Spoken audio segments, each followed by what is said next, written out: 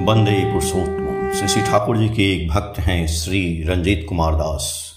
वो लिखते हैं अपने जीवन के बारे में कुछ घटनाएं। मैंने ईश्वर की दया पाई है। परम प्रेम में श्री ठाकुर के संस्पर्श में बाल्यावस्था में ही आया हूँ। उस समय मेरी उम्र अधिक से अधिक 7-8 साल थी। सबसे पहले माँ पिताजी दीक्षा ग्रहण किए एवं उसके कुछ दिनों बाद हम लोग सभी भाई बहन एक साथ दीक्षा लिए। श्री ठाकुर भगवान ईश्वर प्रेरित कोई देव पुरुष अथवा अति मानवीय कोई विशिष्ट सत्ता है इत्यादि किसी तरह की धारणा होने की बात उन दिनों हम लोगों के मन में नहीं थी। थोड़ा अस्पष्ट होने पर भी याद आती है, प्रतिदिन खूब प्रातः माँ हम लोगों के हाथ में एक मुट्ठी चावल देती थी। हम सभी भाई बहन उसी चावल को दोनों हाथों से पकड़कर खूब भक्ति भाव से माँ के साथ साथ संस्कृत का एक मंत्र उच्चारित करते थे। आगे चलकर जाना, इसका नाम इष्टव्रती है। माँ श्री ठाकुर की फोटो दिखाकर कहती, श्री ठाकुर हमारे परिवार के एक सदस्य हैं। हम लोग जिस तरह खाते पीते हैं उसी तरह श्री ठाकुर भी हमारे एक सदस्य होकर खाना पीना करते हैं। हम लोग खाना खाएंगे और हमारे परिवार का एक सदस्य भूखा रह जाएगा, यह तो किसी को भी अच्छा नहीं लगेगा। इसीलिए हम लोग दिन की शुरुआत में ही श्री ठाकुर को इसी भाव से आहार निवेदन करते हैं।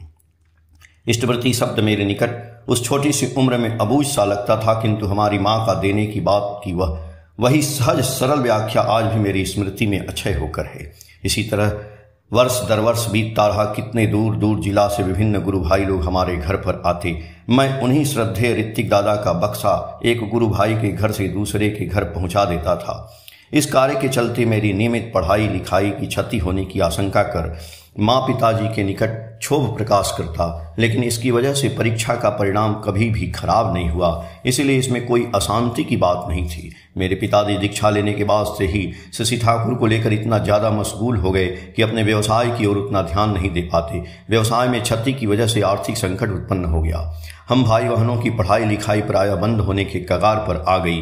किंतु बड़े आश्चर्य की बात यह कि व्यवसाय के प्रति पिताजी के इस अमनोयोग के लिए माँ को कभी किसी प्रकार का अनुयोग या असंतोष व्यक्त करते नहीं देखा, बल्कि श्री ठाकुर के प्रति पिताजी के इस अकृत्रिम अनुराग एवं निष्ठा के लिए माँ बहुत गर्वबोध करती। सभी दुख कष्ट को ही खुशी खुशी सह लेती। आज इस वृद्धावस्था में मन में विचार आता है कि उनके प्रति हम लोगों की इष्ट निष्ठा एवं आंतरिकता की गंभीरता कितनी है।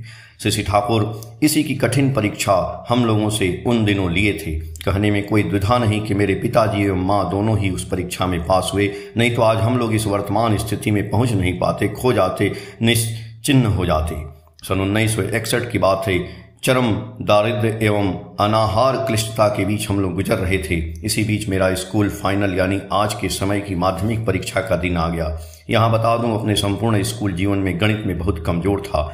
अन्य विषयों में वर्ग में सर्वोच्च नंबर प्राप्त करने पर भी गणित में किसी तरह पास करता, जिसकी वजह से वर्ग में प्रथम होने का सुयोग कभी भी नहीं मिला। मेरे स्कूल के हेडमास्टर साहब भी मेरे इस गणित की बात को लेकर खूब उद्विग्न थे।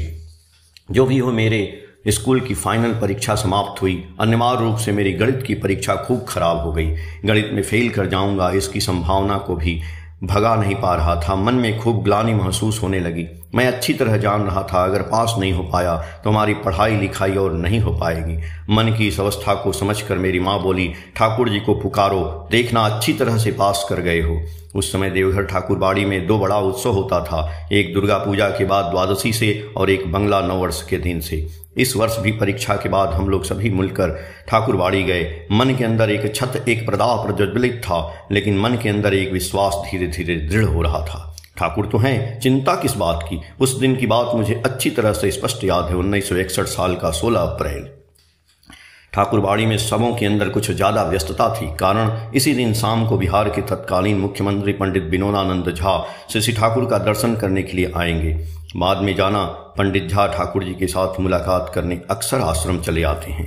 चौकी के ऊपर एक अति शुभ्र आसन पर श्री ठाकुर विराजमान हैं। असंख्य भक्त नर नारी उनके सम्मुख बैठे हैं। किसी तरह का कोलाहल नहीं है, एक शांत स्निग्ध परिवेश है।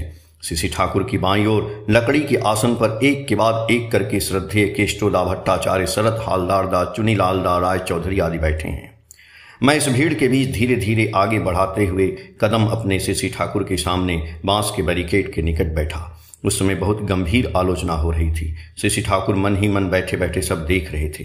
एक माँ ठाकुर के निकट उपस्थित रहकर उनके स्नेह यत्न की ओर नजर रख रही थी। हठात से ठाकुर उन्हें गड़गड़ा के तमाकू में आग सुलग देने के लिए कहे। वह माँ थोड़ा धमकी भरे स्वर में ठाकुर से बोली, थोड़ी देर पहले ही तो पिए, फिर तमाक पिएंगे? यह सब ज़्यादा पीना बिल्कुल अच्छा नहीं है, शरीर की बहुत क्षति होती है। यह बात सुनकर ठाकुर खूब जोर से हंसने लगे। मैंने महसूस किया वही गुरु गंभीर परिवेश अब नहीं है। सामयिक भाव में परिस्थिति बहुत हल्का हो गया है।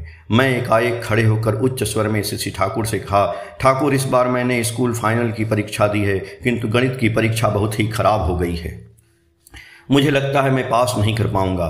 अपनी बातों को एक ही सांस में कहकर अकारण ही रोने लगा। दर्शनार्थियों से ठसाठस भरी भीड़ का समावेश एक मुहूर्त में ही स्तब्ध हो गया। एक सुई गिर जाने से उस समय उसकी आवाज सुनाई पड़ जाएगी, ऐसी नीरवता। सभी गंभीर आग्रह से ठाकुर की ओर देख रहे हैं इस प्रश्न का उत्तर जानने के लिए। ठाकुर मेरी ओर सीधी दृष्टि कर बोले, तुम क्या परीक्षक हो? तुम अपनी लिखी हुई कॉपी को खुद ही जांच कर नंबर दोगे क्या? ओ केष्टोदा, यह क्या कहता है? यह क्या पास नहीं कर पाएगा? केष्टोदा बोले, ठाकुर तो ठीक ही कह रहे हैं, तुम तो परीक्षक नहीं हो, तुम उस तरह की धारणा क्यों रखे हो? पूरा प्रकरण 2-3 मिनट के अंदर ही समाप्त हो गया। फिर से वे लोग गंभीरपूर्ण आलोचना में खो गए। ठाकुर की बातों से मुझे स्वस्ति बोध नहीं हुआ। उम्मीद थी ठाकुर चूंकि भगवान है, वे हमें कहेंगे जाओ पास कर जाओगे, किंतु वह नहीं कहकर ठाकुर जो कहे उससे मेरे हृदय की पीड़ा थोड़ी भी कम नहीं हुई। मैं उद्भ्रांत की तरह ठाकुरबाड़ी में इधर उधर घूमते घूमते श्री बड़मा जहाँ बैठी थी वहीं आकर एक मेज पर सो गया। श्री बड़मा के सामने उतनी भीड़ नहीं थी। 10-12 माताएं बड़मा के साथ बातचीत कर रही थीं। 10-15 मिनट के बाद श्री बड़मा मेरी ओर देख कर बोली, क्या रे, उस धूल मिट्टी के बीच क्यों सो गया? मैंने थोड़ा अभिमान के स्वर में कहा, तुम तो मेरे साथ बात ही नहीं कर रही हो, सिर्फ माँ लोगों के साथ ही बातें करती हो। बड़मा बोली, कहो तुम्हें क्या कहना है, मैं सुनती हूँ। मैंने शांति से बैठकर श्री ठाकुर से जो भी बातें कहा था उन्हीं बातों को बड़मा से भी कहा। बड़मा पूछी, श्री ठाकुर से कहे हो? मैंने कहा हाँ। उसके बाद श्री ठाकुर जो जो कहे थे सारी बातें बड़मा को बताया। बड़मा सुनकर बोली, वाह, और तुम्हें किस बात की चिंता है? निश्चिंत रहो, सभी भार तो ठाकुर ने अपने ऊपर ले लिया है, फिर भी तुम्हारे मुख पर हंसी नहीं है, पगला कहीं का। बड़मा की बातें सुनकर मेरे हृदय के अंदर की असह्य यंत्रणा जैसे एक मुहूर्त में ही खत्म हो गई। मैं एक अपार्थिव आनंद अनुभव करने लगा, मुझे थोड़ा अच्छा लगने लगा। उसके बाद हम सभी देवघर से लौट आए। रिजल्ट प्रकाशित होने का दिन धीरे धीरे निकट आने लगा। उस समय माध्यमिक बोर्ड किसी तरह का गजट प्रकाशित नहीं करता था। अखबार में ही सफल विद्यार्थियों का रोल नंबर छाप कर रिजल्ट निकाला जाता और पोस्ट ऑफिस के माध्यम से प्रत्येक स्कूल में मार्कशीट भेज दिया जाता। रेडियो एवं समाचार पत्र के माध्यम से रिजल्ट प्रकाशित होने के 1 माह पूर्व ही यह सूचित किया गया कि गणित के प्रश्न पत्र में 2 प्रश्न भूल रहने की वजह से सभी परीक्षार्थियों को 8 नंबर का ग्रेस मार्क दिया जाएगा। कोमल मन वाले छात्र छात्राओं को जिससे किसी तरह की क्षति नहीं हो, यह बात विवेचना करके ही माध्यमिक बोर्ड ने यह फैसला लिया है। थोड़ी आशा में हृदय शांत हुआ। खबर सुनकर श्री ठाकुर की बातें बार बार मन में आ रहा था। अपने मन ही मन स्वयं से पूछा, अच्छा क्या परम दयाल श्री ठाकुर पहले से ही सब कुछ जानते थे?